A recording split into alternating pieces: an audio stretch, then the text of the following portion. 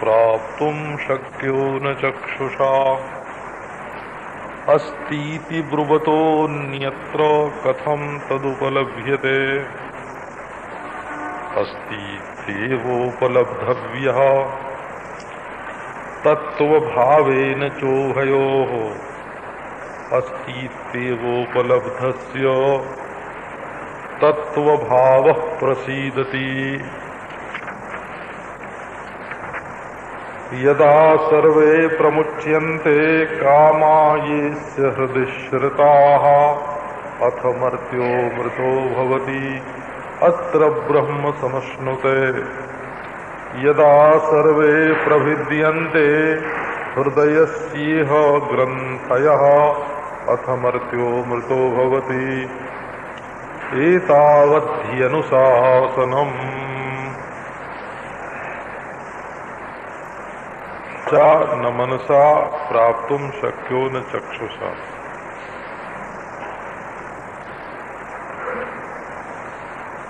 यदि यहाँ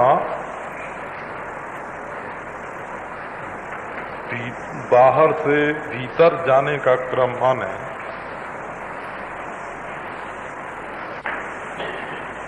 तो इसका ये अर्थ होगा कि बोल के परमात्मा को प्राप्त नहीं कर सकते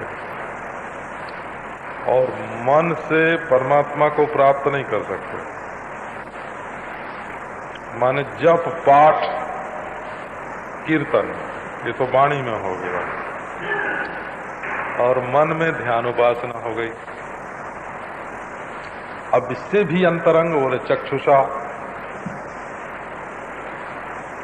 साक्षी भाष्य रूप से भी इसको नहीं प्राप्त कर सकते।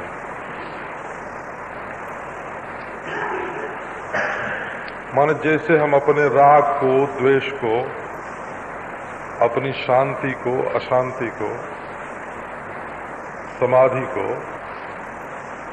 बिना किसी करण के देखते हैं। उसमें कोई आंख कान नाक जीभ की जरूरत नहीं पड़ती। अपनी सुषुप्ति और स्वप्न अपने राग और द्वेष अपने अंतःकरण की वृत्तियों को हम इंद्रियों से तो नहीं देखते हैं ना। मतलब कैसे देखते हैं कि हम खुद देखते हैं। अपनी सुषुप्ति तुमने कैसे देखी है? कि हमने खुद देखा है।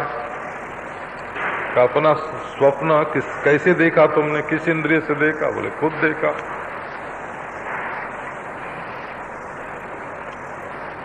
तो बोले ऐसे खुद देख के जो बात जानी जाती है भीतर ही भीतर चक्षु, वो चक्षु है, आत्म चक्षु है, अंतर्दृष्टि है। तो उस अंतर्दृष्टि से भी कोई परमात्मा को देखना चाहे तो नहीं देख सकता। समाधि को देख सकता है, सुषुप्ति को देख सकता है, स्वप्न को देख सकता है, राग द्वेष को देख सकता है, शांति अशांति को देख सकता है, विश्राम और श्रम को देख सकता है। परंतु यदि कोई चाहे कि उलट के हम अपने आप को ही देख लें, नहीं देख सकता।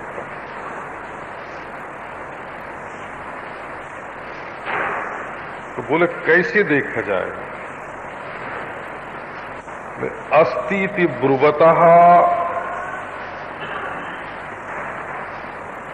अस्ति इति मन्वानस्य अस्ति इति पश्यतः। जो बोल रहा है अस्ति है, जो सोच रहा है अस्ति, और जो देख रहा है अस्ति। उस मैं के अतिरिक्त अन्य देश में, अन्य काल में, अन्य रूप में परमात्मा की प्राप्ति भला कैसे हो सकती है? अस्तीति ब्रुवतः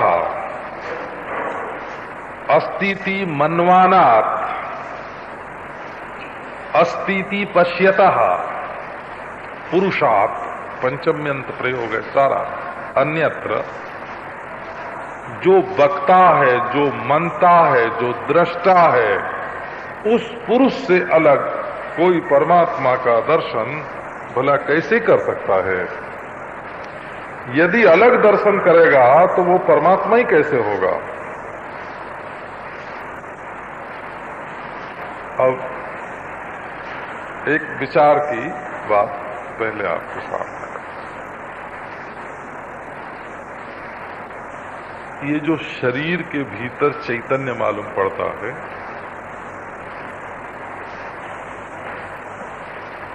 ये जड़ में से पैदा हुआ और जड़ में रहता है,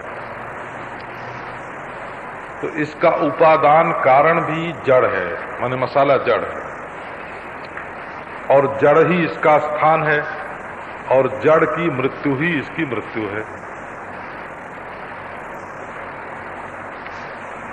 ये मत चार्वाक का है। कोई वैदिक इस बात को स्वीकार नहीं कर सकता।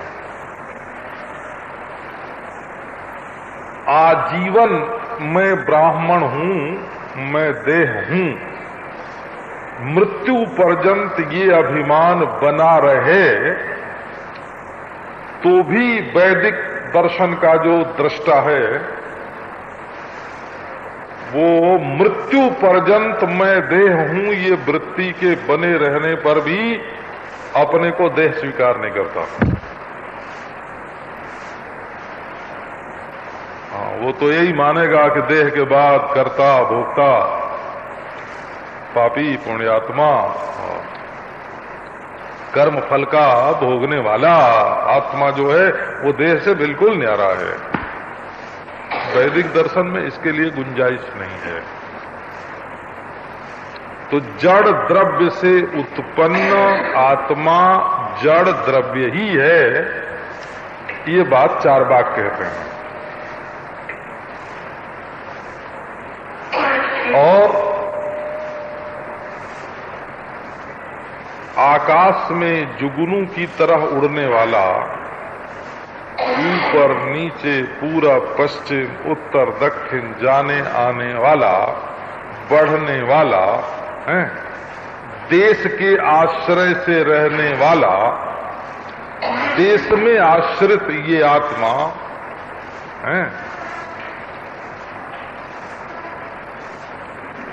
जड़ के शरीर के मरने से मरता तो नहीं, लेकिन कर्म और वासना के अनुसार ऊपर नीचे आता जाता है, और कर्म वासना के शुद्ध हो जाने पर ऊपर ही ऊपर जाता है। देश में इसकी स्थिति है, ऐसा जैन मानते हैं। माने आत्मा का आधार देश है, देश का आधार आत्मा नहीं है। ये बात आप देखो, ये निकला ना, जैसे जड़ द्रव्य है ना, ये आत्मा का आधार है और आत्मा का उपादान है, और उसी में आत्मा की स्थिति है और उसी में आत्मा का लय है, ये चार्वाक मानते हैं। वैसे देश में ही अनादिकाल से ये आत्मा है, देश में ही विचरण करता है, और निर्वासन होने से देश विशेष में ही जाता है। ये जैन मत है। माने देश आधार है और आत्मा आधेय है। बौद्ध मत ये है कि ये जो आत्मा है ये जैसे सेकंड पर सेकंड, सेकंड पर सेकंड, सेकंड पर सेकंड जैसे काल में होता है ना, ऐसे क्षणिक विज्ञान संतान रूप है। काल में पैदा होता मरता, पैदा होता मरता, पैदा होता मरता, ये बह रहा है। एकता जो मालूम पड़ती है ये संस्कार के कारण। जैसे एक तरंग के धक्के से दूसरी तरंग, दूसरी तरंग के धक्के से तीसरी तरंग, तीसरी तरंग के धक्के से चौथी तरंग, है ना। तरंग में जैसे अनुगत संस्कार रहता है, इसी प्रकार आत्मा में भी, ज्ञान में भी संस्कारों की अनुगति रहती है। और वो क्षण क्षण में पैदा होता मरता रहता है, क्षण क्षण में। तो जब ये निर्वासन हो जाएगा तो इसका आत्यंतिक उच्छेद ही हो जाएगा, उसी का नाम निर्वाण की प्राप्ति होगी। और जब तक वासना का उच्छेद नहीं होगा तब तक जीवत्व का उच्छेद नहीं होगा। तो देखो, चारवाक के मत में मरना ही मुक्ति हो गई, और जैन मत में ऊपर जाना मुक्ति हो गई हल्का होने से। और वासना का क्षीण होने से जो विज्ञान में संतानत्व है ना, उसका निर्माण हो गया, तो जन्म मृत्यु नहीं है।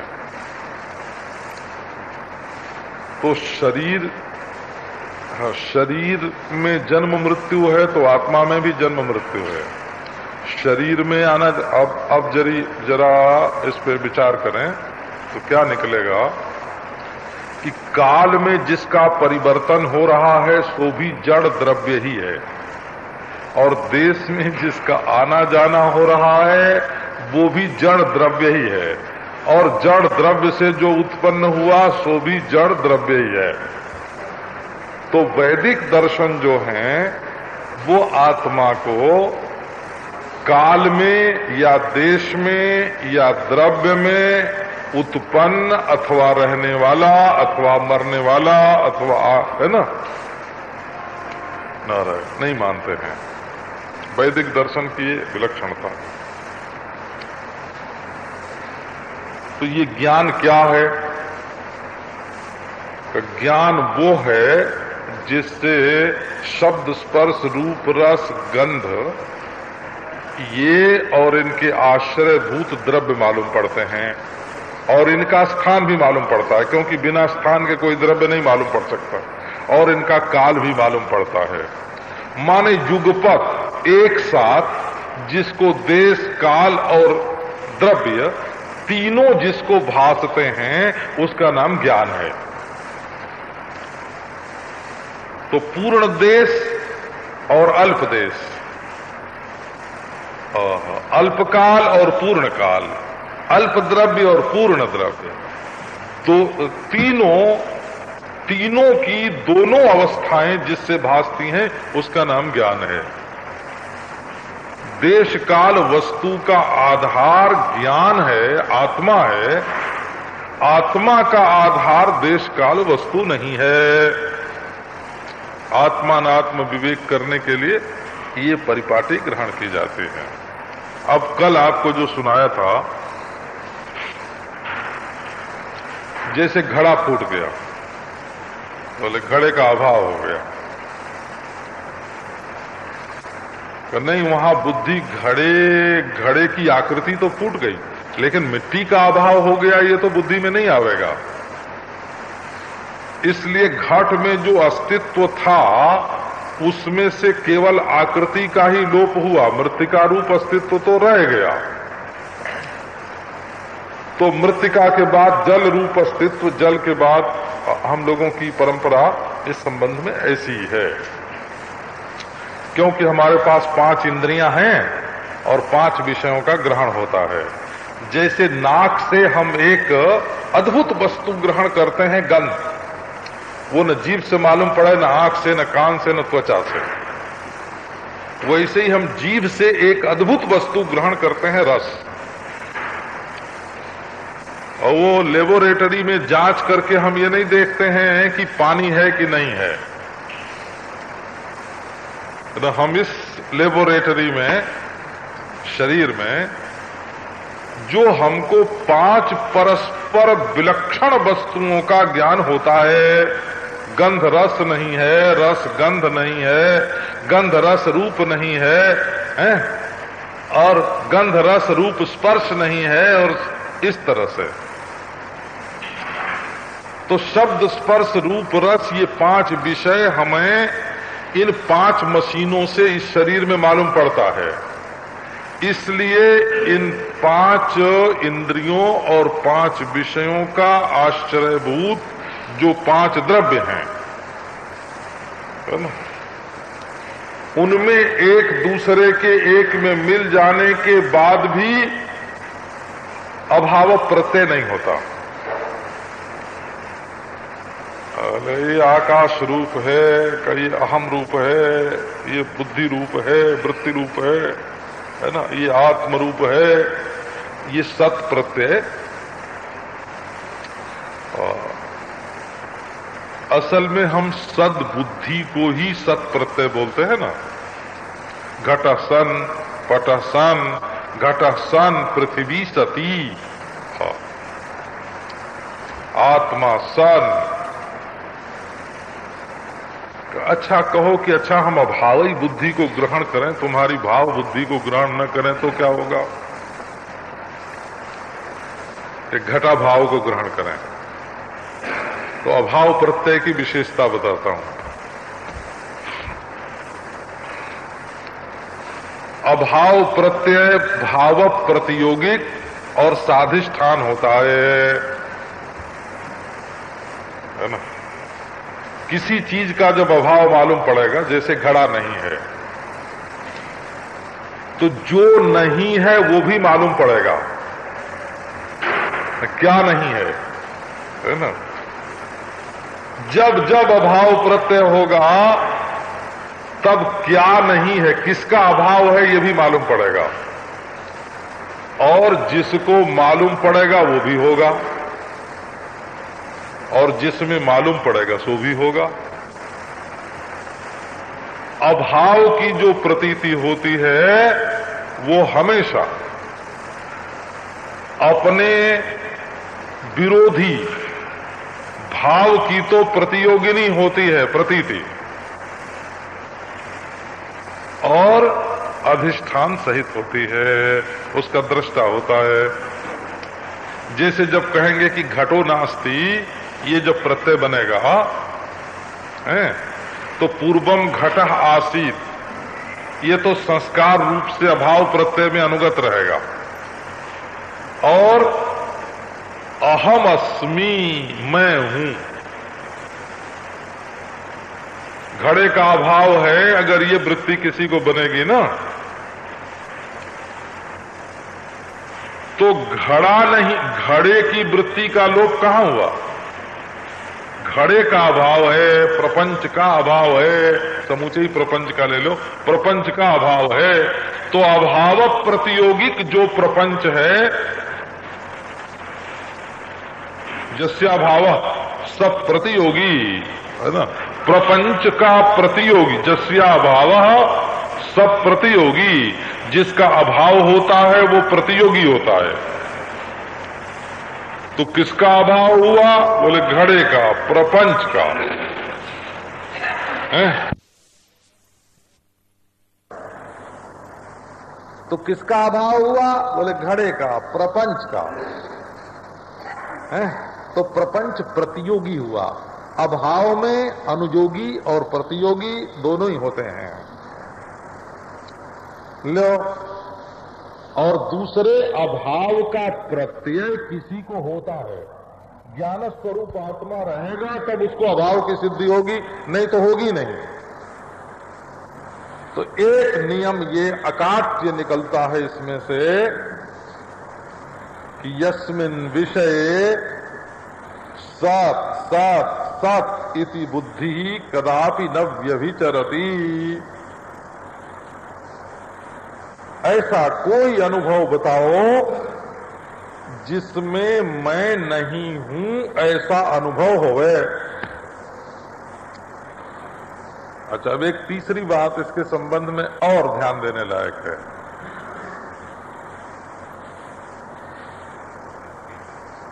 अभाव अस्ति, घड़े का अभाव है? ये अन्य पुरुष के रूप में मालूम पड़ेगा ना। अभाव अस्ति, को ही जानाति अभाव अस्ति। कौन जानता है कि अभाव है? कौन जानता है? अच्छा, अभाव अस्ति में सत प्रत्यय अनुगत है कि नहीं? जैसे भाव अस्ति भाव है वैसे अभाव है। ये अभाव के साथ है कहां से जुड़ा? यदि आत्मा का अस्तित्व न होता, यदि आत्मा ही, आत्मस्वरूप ज्ञान ही अभाव से तादात्म्य में हो करके अभाव का अनुभव न करता, तो अभाव के साथ अस्थि ये कभी जुड़ नहीं सकता था। तब ये कहो कि अभाव नहीं है, वहां भी बोलना पड़ेगा नहीं है के बिना काम नहीं चलेगा। तो ये प्रत्येक वस्तु में है कहां से आ जाता है? चूंकि मैं हूं, है ना, चूंकि मैं हूं, आत्मा है, ज्ञान है, इसलिए ये आत्मा है। यही जब अभाव पर चढ़ता है तब बोलता है कि अभाव है, और जब भाव पर चढ़ता है तब बोलता है भाव है। ये आत्म सत्ता के तादात्म्य से ही है और नहीं है। इन भाव है और अभाव है, इन दोनों का अनुभव आत्म सत्ता से ही होता है।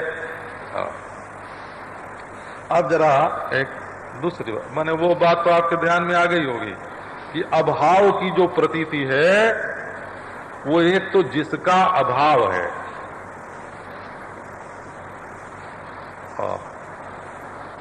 उसके साथ होता है, और दूसरे अभाव का ज्ञान भी किसी को होता है।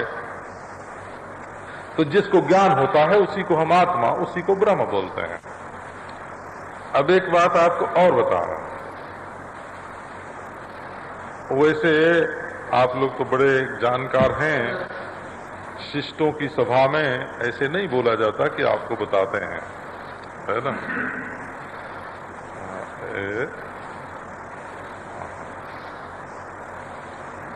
तो दोहरावनी करते हैं, ऐसे समझो, आवृत्ति करते हैं। ये जो अभाव है इसको नैयायिकों ने 4 प्रकार का माना है। प्रागभाव, प्रध्वंसाभाव, काल में पैदा होना और मरना, पैदा होने के पहले नहीं था और मरने के बाद नहीं रहेगा, इसका नाम काल में अभाव हुआ। और घड़ा कपड़ा नहीं है और कपड़ा घड़ा नहीं है, ये अन्योन्य अभाव हुआ हो, वस्तु का परस्पर अभाव। और यहां घड़ा नहीं है, घड़ा यहां बिल्कुल नहीं है, बिल्कुल नहीं है कोई चीज, ऐसे समझो, तो इसको अत्यंता भाव बोलते हैं। वेदांत मत में प्राग भाव और प्रध्वंसा भाव जिस वस्तु का होता है उसका भी अत्यंता भाव मानते हैं, क्योंकि वो काल से परिच्छिन्न है। वेदांत के मत में अभाव कोई वस्तु नहीं है, अभाव अपने अधिष्ठान से भिन्न नहीं होता, अधिष्ठान रूप ही है, ये वेदांत का सिद्धांत है। जैसे घटा भाव जो है वो भूतल से भिन्न नहीं है, ऐसे ही अब देखो, एक काल में जिसका प्रागभाव है, पहले नहीं होना है, और एक काल में प्रध्वंसाभाव है, तो नित्य काल में अवयव न होने के कारण, काल के निरवयव होने के कारण, है ना, प्राग भाव और प्रध्वंसा भाव के बीच में जो वस्तु प्राप्त होती है उसका अत्यंता भाव ही है। माने जन्म के पहले जो नहीं थी और मरने के बाद नहीं रहेगी और बीच में मालूम पड़ती है, तो वेदांत के मत में उसकी क्या स्थिति है? बोले कि देखो, व्यवहार की दृष्टि से वो वस्तु होते हुए भी अंश रहित, निरंश, निरवयव, अनंत काल क्रम में, काल तत्व में, अधिष्ठानाभिन्न काल में, है ना, वो काल जो तुम वस्तु की उम्र के रूप में बता रहे हो वो कुछ नहीं है। जब काल ही नहीं है तो वस्तु कहां से आवेगी? अनादि अनंत, अनादिभूत, और अनंत भविष्य के बीच में जो तुम एक वर्तमान की झूठी कल्पना करके उसमें वस्तु की उपस्थिति स्वीकार करते हो, असल में काल में भूत भविष्य वर्तमान का भेद ही द्रव्य सापेक्ष है, वास्तविक नहीं है, पारमार्थिक नहीं है। इसलिए अल्प काल में भाषित होने वाली वस्तु वस्तुतः अधिष्ठान में नहीं है,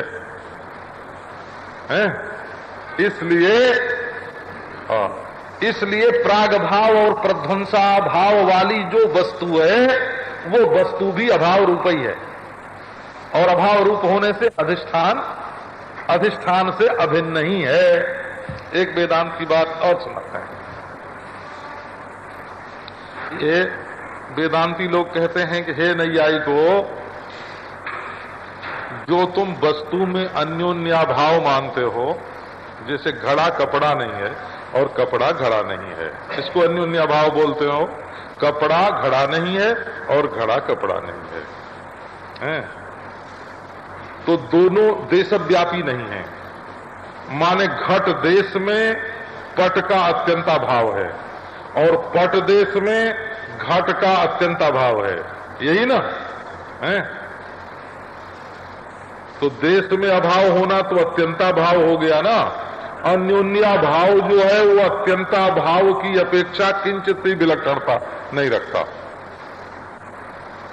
जैसे घटो नास्ति में घट का अत्यंता भाव बताते हैं, तो यही बताते हैं ना कि अत्र घटो नास्ति, इस देश में घड़ा नहीं है। तो पट देशे घटो नास्ति, घट देशे पटो नास्ति, घट देशे पटस्य अत्यंता भावा, पट देशे घटस्य अत्यंता भाव। पट देश में घट का अत्यंता भाव है और घट देश में पट का अत्यंता भाव है। तो असल में है ना, असल में घट का भी अत्यंता भाव है और पट का भी अत्यंता भाव है। अत्यंता भाव होने से पंचभूत में घट पट दोनों का अत्यंता भाव है। और जब पंचभूत में घट पट, मिट्टी नहीं, वो तो कपड़ा भी तो माटी है, असल में कपड़ा भी माटी है, घड़ा भी माटी है, उपादान तो दोनों की माटी है, मृत्तिका है। कपास भी माटी से पैदा हुई और घड़ा भी माटी से पैदा हुआ है। तो विन्यास विशेष का ही नाम है ना, मृत्तिका के विन्यास विशेष का नाम पट है और मृत्तिका के ही विन्यास विशेष का नाम घट है। तो मृत्तिका में तो दोनों का अत्यंता भाव है और मृत्तिका में जब दोनों का अत्यंता भाव है तो अत्यंता भाव की अपेक्षा अन्योन्या भाव नाम की कोई वस्तु नहीं है। तो प्राग भाव और प्रध्वंसा भाव भी अत्यंता भाव ही है और अन्योन्या भाव भी अत्यंता भाव ही है। अच्छा, अब अत्यंता भाव जो है, देखो अब वेदांत की एक बात बता के आगे सुनाता हूं। हाँ, वो क्या है,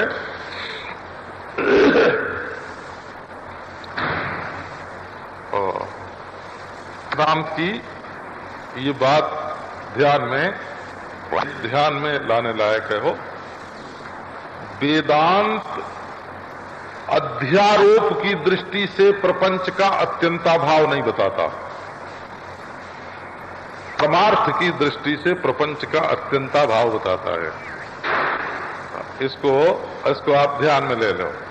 जैसे व्यवहार की दृष्टि से घट और पट का अत्यंता भाव नहीं है, परंतु मृत्तिका की दृष्टि से घट और पट दोनों मृत्तिका ही हैं और घट पट दोनों का ही अत्यंता भाव है। तो हम परमार्थ दृष्टि से प्रपंच के अभाव का प्रतिपादन करते हैं, आरोप की दृष्टि से प्रपंच का अभाव प्रतिपादन नहीं करते। तो अब इसका अर्थ क्या हुआ, देखो, इसका अर्थ है कि वैज्ञानिक लोग जगत के संबंध में जो कुछ प्रतिपादन करते हैं अध्यारोप की दृष्टि से वो ठीक है, और नैयायिक, सांख्य, योग है ना, वैदिक अपने अपने दृष्टिकोण से प्रपंच का जैसा प्रतिपादन करते हैं वो बिल्कुल ठीक है। हमें तो खंडन मंडन की कोई जरूरत ही नहीं है। क्यों? बोले वो अध्यारोप दृष्टि से प्रतिपादन करते हैं। अध्यारोप दृष्टि का अर्थ क्या है कि जैसे चश्मे के रंग को रंग मान करके कोई वस्तु में रंग मान रहा हो ना, तो हम चश्मे से भी रंग नहीं दिखता ये कहाँ कहते हैं?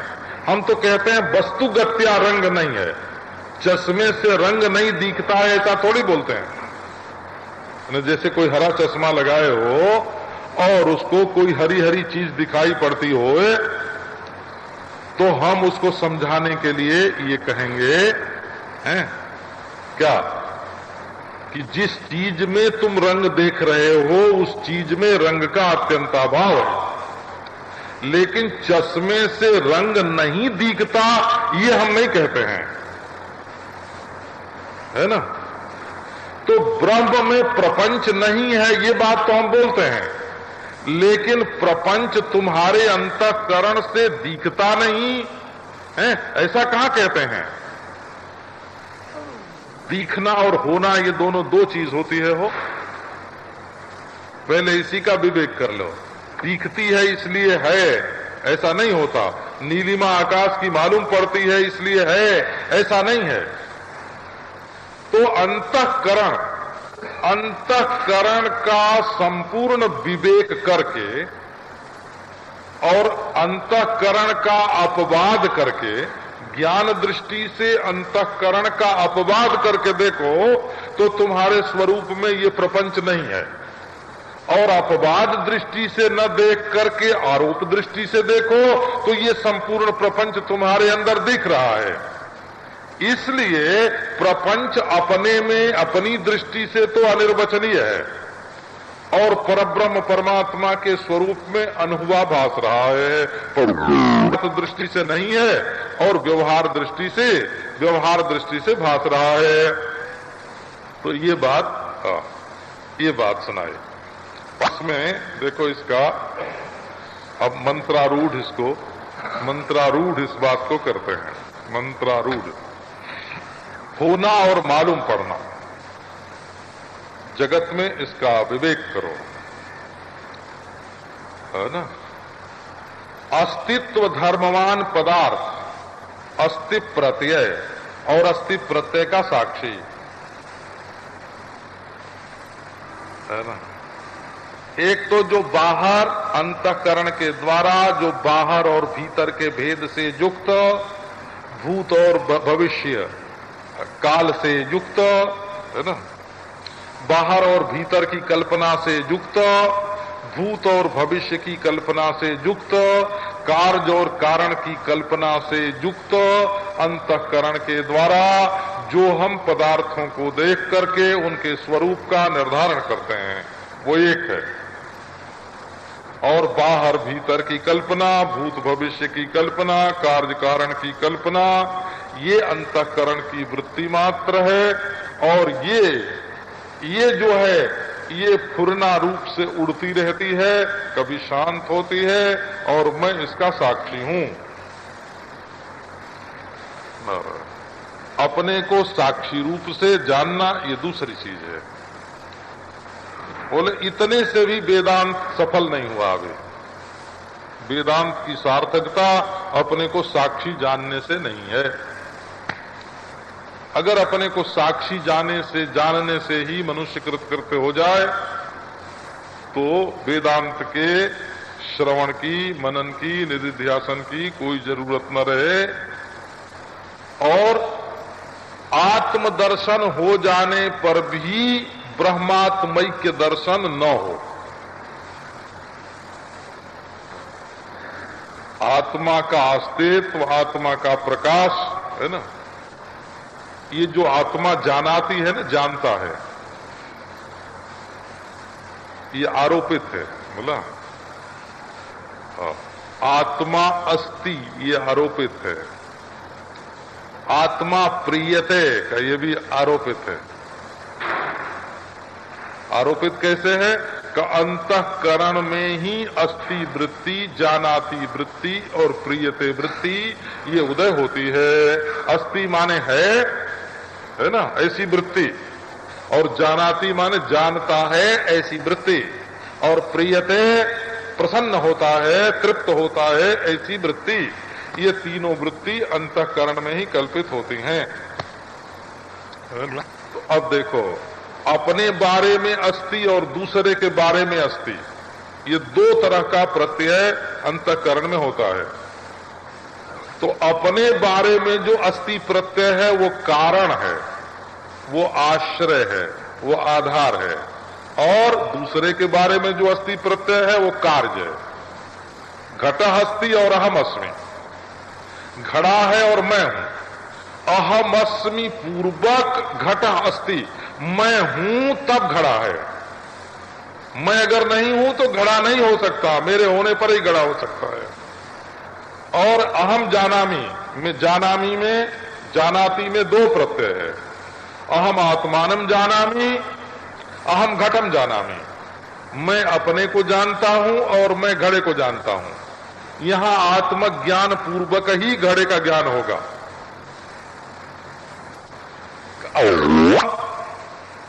प्रिय यम प्रिया, यह प्रिय है, मैं तृप्त हो रहा हूं। तो अहम प्रीति पूर्वक ही अन्य से प्रीति होगी। मैं से प्रेम होगा तब दूसरे से प्रेम होगा। अपने को जानेंगे तब दूसरे को जानेंगे, और मैं होगा तब दूसरा होगा। ये देखो, इसी का नाम कार्य कारण भाव है। दूसरे के होने के लिए मेरा होना जरूरी है, दूसरे को जानने के लिए मेरा जानना जरूरी है, दूसरे के प्रिय होने के लिए मेरा प्रिय होना जरूरी है। अर्थात कारण भाव जो है वो आत्मनिष्ठ है और कार्य भाव जो है वो अन्यनिष्ठ है। अब इतनी बात तो युक्ति से, तर्क से, अनुभव से, विचार से, समाधि से ये सारी बातें सिद्ध हो जाती हैं। लेकिन वेदांत का कहना है कि ये जो तुमने तीन जुगल बनाए ना, घड़े को जानता हूं, अपने को जानता हूं, घड़ा प्रिय है, मैं प्रिय हूं, घड़ा है, मैं हूं, ये छह प्रत्यय बनाए ना, और ये सब अहमनिष्ठ प्रत्यय हैं बनाए। अब इसमें से मैं घट देश, घट काल, घट वस्तु और अहम देश, अहम अंतरदेश में हम है वो, अहम देश, अहम काल और अहम वस्तु, अहम ज्ञाता, अहम ज्ञान, अहम ज्ञे। अहम जो है ये प्रेयान, प्रिय, अहम प्रेयान और अहम प्रिय, प्रीति। तो जो बनता है ये आरोप दृष्टि से ही बनता है। आरोप दृष्टि माने कैसे? अंतःकरण को अपने आप में आरोपित करके इस अंतःकरण से जैसा भासता है वैसा बोलते हैं। ये आत्मज्ञान का प्रसंग है। वो अस्तित्वोपलब्धव्य तत्व भावे न भारत। तो यदि हम अपने को सतचित आनंद जानते हैं या अस्ति भाति प्रिय रूप जानते हैं,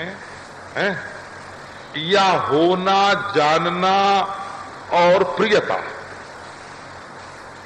इन तीनों को अपना स्वरूप जानते हैं, तो हम अपने को अंतःकरण के आरोप से विनिर्मुक्त करके नहीं जानते हैं।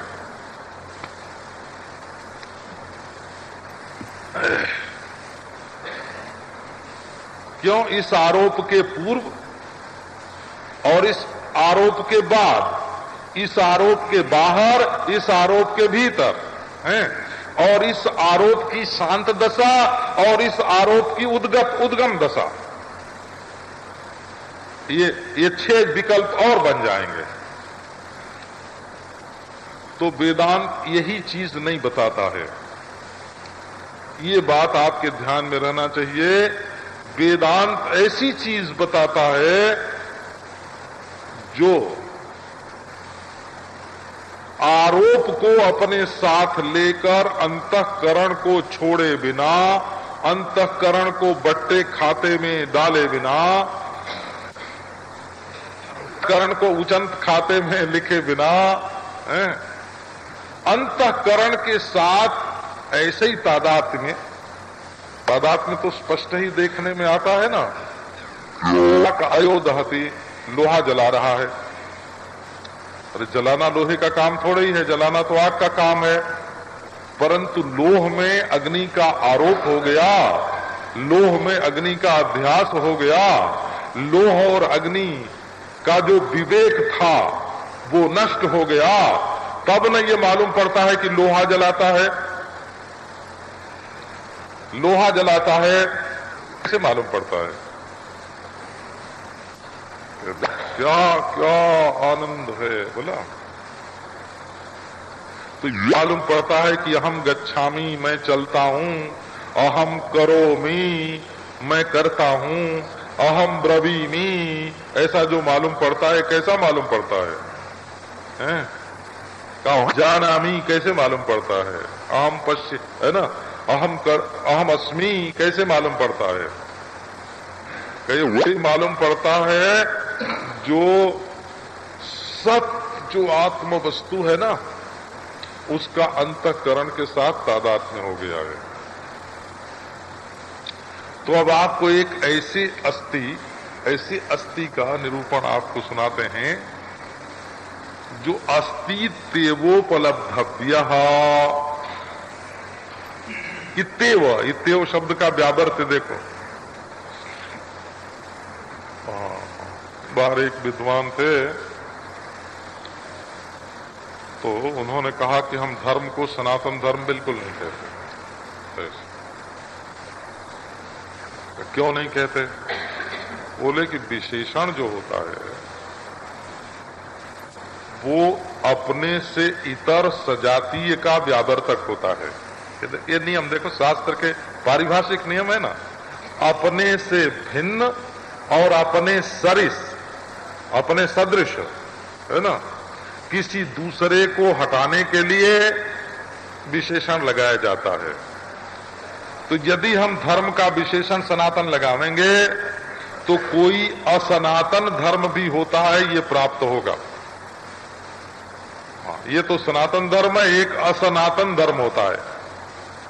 बोले नहीं नहीं, धर्म कभी असनातन होता ही नहीं, इसलिए हम धर्म शब्द का निरूपपद प्रयोग करते हैं। उसके पहले कोई भी विशेषण, है ना, शास्त्रीय धर्म बोलेंगे तो एक अशास्त्रीय धर्म भी होगा, है ना। सनातन धर्म बोलेंगे तो एक विनाशी धर्म भी होगा। नहीं, धर्म कभी विनाशी नहीं होता। अग्नि जो है वो अपने धर्म के छोड़ने पर तो अग्नि ही नहीं रहेगा, पदार्थांतर हो जाएगा। यदि दाहकत्व रूप धर्म को अग्नि छोड़ दे तो अग्नि नहीं रहेगा, और शैत्य रूप धर्म को यदि जल छोड़ दे, है ना, तो जल ही नहीं रहेगा। अपने धर्म को कोई छोड़ नहीं सकता। धर्म तो धर्मी में हमेशा ही रहता है। नारायण। तो ये जो ज्ञान क्रिया आदि धर्म है ना,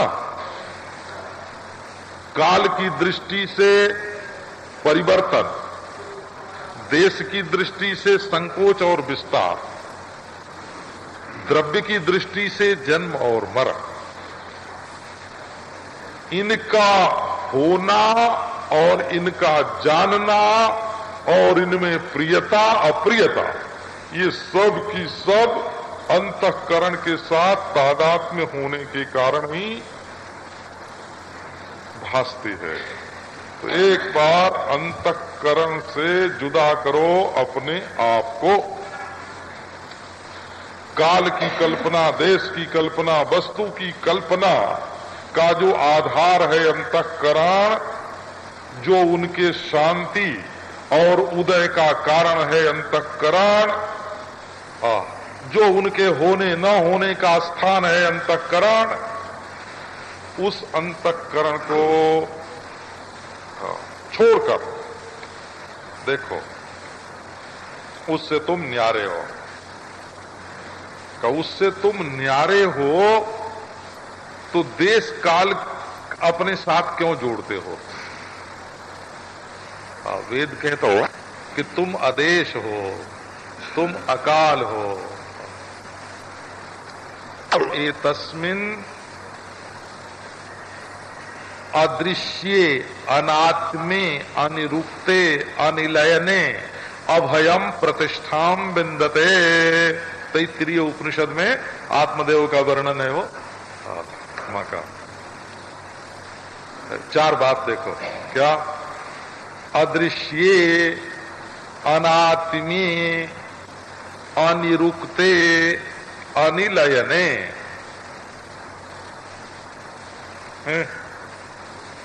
के बारे में 4 बात समझने लायक है। दृश्य नहीं है, माने अंतःकरण से अलग कर लो अपने को। बोला अंतःकरण और अंतःकरण में जितनी देश काल वस्तु की कल्पनाएं हैं उनसे अपने को अलग कर लो। ये दृश्य है, मैं दृष्टा हूं, मैं स्वयं अदृश्य दृष्टा हूं। अदृश्य अच्छा, तो जैसे अंतःकरण का आत्मा मैं हूं वैसे मेरा भी कोई आत्मा होगा। तो बोले कि नहीं, अनात्मे, तुम्हारा कोई आत्मा नहीं है। अगर तुम्हारा कोई आत्मा होगा तो उसको भी तुम जानोगे। जैसे ये कल्पना करो कि हमसे पीछे एक परमात्मा नाम की वस्तु है और वो हमारी आत्मा है। तो परमात्मा नाम की कोई वस्तु पीछे है और वो तुम्हारी आत्मा है। ये जो अंतःकरण में कल्पना हो रही है इसके भी साक्षी तुम ही हो, माने इससे भी न्यारे तुम हो। तो न तो तुमसे कोई अन्य दृश्य है और न तो तुमसे अंतरंग कोई तुम्हारी आत्मा है। तो बोले अच्छा बोल के बताओ, कहानी रुकते, यहां तो वाणी बंद है, निर्वचन नहीं कर सकते। तो बोले अच्छा ठीक ठीक, एक प्रक्रिया है। ये जो दृश्य है, ये जो आत्मा की कल्पना है और ये जो निरुक्ति है, निर्वचन है, ये सब जिसमें लीन हो जाते हैं वो अद्वैत आत्मा है। बोले नाना अनिलयने, उसमें किसी का लय वय नहीं होता। ज्यों का त्यों ये प्रपंच भासता रहता है, देश भी, काल भी, वस्तु भी, अंतःकरण भी, शरीर भी, ये ज्यों का त्यों संपूर्ण प्रपंच भास रहा है। अरे बाबा, केवल बुद्धि का परिवर्तन होता है, अध्यास मिटता है। अध्यास बोला, भ्रम मिटता है। प्रतीति मिटाना काम नहीं, भान मिटाना काम नहीं है। जैसे देखो, हमको रतनगढ़ में संध्या वंदन करना होता तो हमको जो पश्चिम मालूम पड़ता, प्रातः काल हमें जो दिशा पश्चिम मालूम पड़ती उस ओर मुंह करके हम संध्या वंदन करने बैठ जाते और थोड़ी देर में देखते कि उधर से ही सूर्योदय हो रहा है ना। 3 बरस। अब भला बताओ, हमको पूर्व का ठीक ज्ञान था कि इस दिशा को पूर्व बोलते हैं, लेकिन जो भ्रम का संस्कार था ना वो नहीं मिटता हो। प्रतीति होती पश्चिम की और होता पूर्व। तो ये जो हमें प्रपंच में प्रपंच बुद्धि है ना, ये प्रपंच प्रपंचात्मा नहीं प्रतीत होता है, देह देहात्मा नहीं प्रतीत होता है, अंतःकरण अंतःकरणात्मा नहीं प्रतीत होता है, लेकिन ये अपने स्वरूप में ये है नहीं। जावद बुद्धि जावद अंतःकरण है ना, इस भ्रम के संस्कार की अनुवृत्ति होती है ना। और जब अंतःकरण भंग हो जाता है तो संस्कार के लिए कोई आश्रय नहीं रहता है। तो इसलिए अस्ति तेवोपलब्धव्यः, आओ वेदांत के द्वारा अपने आप का अनुभव प्राप्त करो। वेदांत का काम बिल्कुल दुनिया से निराला है। कैसे प्राप्त करें? बोले दोनों तरह से प्राप्त करो। सविशेष रूप से भी और निर्विशेष रूप से भी। पहले अंतःकरण की उपाधि को स्वीकार करके देखो ये सारी सृष्टि देश काल वस्तु रूप कैसे कल्पना है, अस्ति भाव क्या है, जानाति भाव क्या है, प्रीति भाव क्या है। का आरोप करके अपने को सच्चिदानंद रूप से जानो, है ना पहले। बाद में तत्व भावेन, जिस तत्व में ये उपाधि सहित सारी औपाधिक कल्पनाएं रहती हैं, भास रही हैं, उस अपने को तत्व भाव से जानो। तो को कहते हैं हो कि जिस वस्तु का जो रूप निश्चित है उसको वो न बदले, उसको तत्व बोलते हैं। असल में तत्व शब्द तो बड़ा मजेदार चला है, इसकी उत्पत्ति बड़ी आनंददायक है। तत् और त्वा है, तत् और त्वा माने त्वम, और समानाधिकरण माने एक ही विभक्ति का दोनों का होना, माने ऐक्य। विभक्ति के द्वारा सूचित है एकता वाले जो तत् और त्वम पदार्थ हैं, माने जहां तत् और त्वम पदार्थ में भेद नहीं है, उस वस्तु को तत्व बोलते हैं। तत्वम, तत्वमसि, तत्व उसको बोलते हैं कि किसी भी आकार का आरोपित किए बिना जो अधिष्ठान का स्वरूप होता है। जैसे मिट्टी में घड़ा, सकोरा, भुलवा, किसी चीज की कल्पना मत करो, केवल मिट्टी को देखो, वो मिट्टी तत्व है, मिट्टी तत्व है। उसमें अंगूर, आम, इमली की कल्पना मत करो, सबीज दशा की, वो मिट्टी है, पंचभूत है।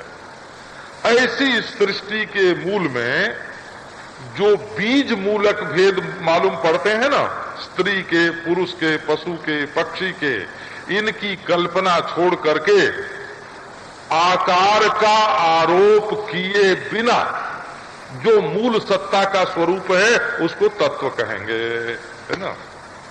उत्पत्ति और विनाश धर्मी जो पदार्थ हैं, जो प्रवर्तन और परिवर्तन हैं और जो निवर्तन है ना, प्रवृत्ति है, परिवृत्ति है और निवृत्ति है, इनके बिना किसी चीज का पैदा होना, किसी चीज का रहना, किसी चीज का बदलना, किसी चीज का मिट जाना, ये जो चीजें हैं, इनका ख्याल किए बिना जो इनकी मूल धातु है उसको तत्व कहेंगे। तो वो मूल धातु कौन है? इदम है कि अहम है?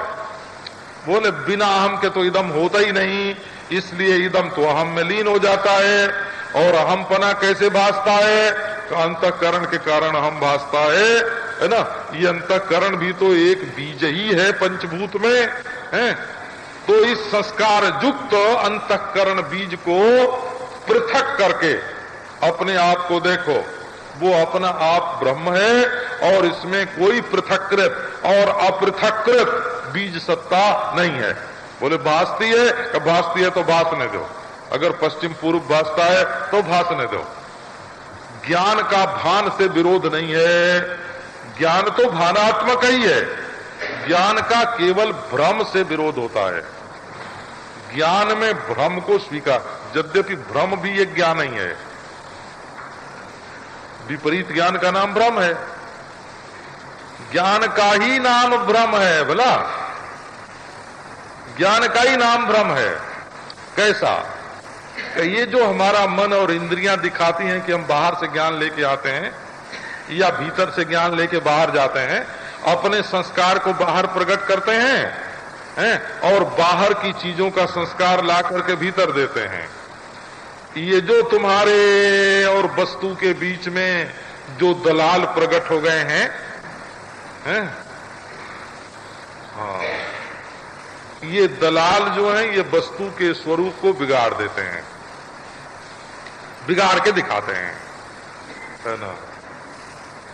हाँ, कम में बिकवाना हो तो उस वस्तु में दोष का आरोप कर दें, है ना, और ज्यादा कीमत दिलवानी हो तो उस वस्तु में गुण का आरोप कर दें। ये जैसे दलाल दोष और गुण का आरोप करते हैं, इसी प्रकार ये हमारा अंतःकरण संस्कारानुसार पदार्थ में गुण और दोष का आरोप कर देता है। तो अस्तित्वोपलब्धस्य तत्वभाव प्रसीदति। अब एक बात इसमें बड़ी मजेदार है। आप जैसे देखो, पहले आनंद की बात ले लो, हम लोग ज्ञान की ही बात मुख्य रूप से करते हैं।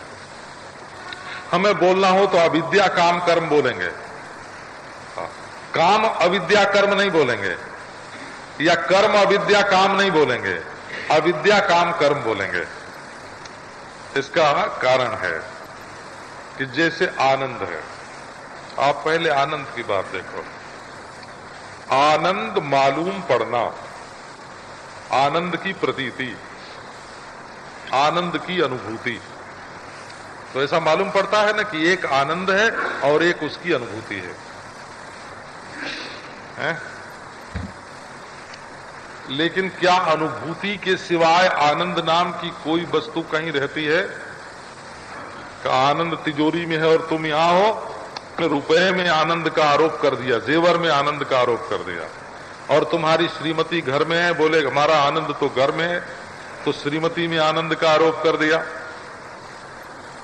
परंतु आनंद जब मिलेगा तब अनुभूति से अभिन्न ही मिलेगा। अनुभूति दूसरे देश में और आनंद दूसरे देश में, ये हो सकता है? अच्छा, अनुभूति दूसरे काल में और आनंद दूसरे काल में, ये हो सकता है? का अच्छा ये कहो कि अनुभूति दूसरी चीज और आनंद दूसरी चीज, ये जरा बता तो दो। अनुभूति से पृथक आनंद नाम की वस्तु नहीं है। अब इसी प्रकार सत्ता को भी देखो, है ना, का कोई चीज है, का है ये अनुभूति और है वो चीज। तो किसी भी चीज का है होना ये अनुभूति से अलग रह करके नहीं हो सकता। अनुभूति से न पृथक है का देश है, न है का काल है, न है वस्तु है। ये अनुभूति जो है ये तुम्हारा स्वरूप है, और ऐसा स्वरूप है जिसमें देश काल वस्तु रूप प्रपंच जो है वो है ही नहीं। तो उपलब्धि और आनंद, आनंद की उपलब्धि। अच्छा एक देखो, ये भाषा का भेद है। हो, ब्राह्मण का शरीर क्या होता है? ब्राह्मण अलग है और शरीर अलग है? ऐसा तो कभी नहीं हो सकता। ब्राह्मणी कुमार, ब्राह्मणी कुमार का शरीर, मार दिया गोली है? कहां से? ब्राह्मणी कुमार अलग और शरीर अलग? अरे कुमार का ही नाम शरीर है, शरीर का ही नाम कुमार है। पुरुष की चेतनता, तो पुरुष और चैतन्य अलग अलग नहीं है, इसका नाम विकल्प होता है। इसी को विकल्प कहते हैं कि जो शब्द से अलग अलग मालूम पड़े, है ना, शब्द से तो अलग अलग मालूम पड़े लेकिन हो गए एक ही। राहु का सिर, पुरुष की चेतनता, ब्राह्मणी कुमार का शरीर। ऐसे आनंद की अनुभूति, ये क्या है कि इसमें जो की है ना, ये बिल्कुल झूठी चीज है। ये विभक्ति, विभक्ति माने अलगाव, विभक्ति माने अलगाव होता है। व्याकरण में भी विभक्ति माने अलगाव होता है। कर्ता कर्म करण को अलग करने के लिए उसमें विभक्ति आती है। से, ने, ते आदि जो होते हैं ना के लिए, ये क्या है? कई विभक्ति हैं अलगाव करने के लिए। ब्राह्मण के लिए वैश्य ने धन का दान किया, अभी के लिए और ने और धन का ये सब क्या है? कि ये सब विभक्ति है, अलगाव करने के लिए है। तो आप देखो आनंद की अनुभूति, आनंद की अनुभूति, आनंद और अनुभूति जुदा नहीं है। अनुभूति ही आनंद है। अच्छा, उधर से छोड़कर इधर लो, तुम्हारी अनुभूति है, अनुभूति में तुम अपने आप को, अपने अहम को क्यों जोड़ रहे हो? अहम के बच्चे का नाम अनुभव नहीं है। अनुभव में विवर्त का नाम, अनुभूति में विवर्त का नाम। अनुभूति के महान समुद्र में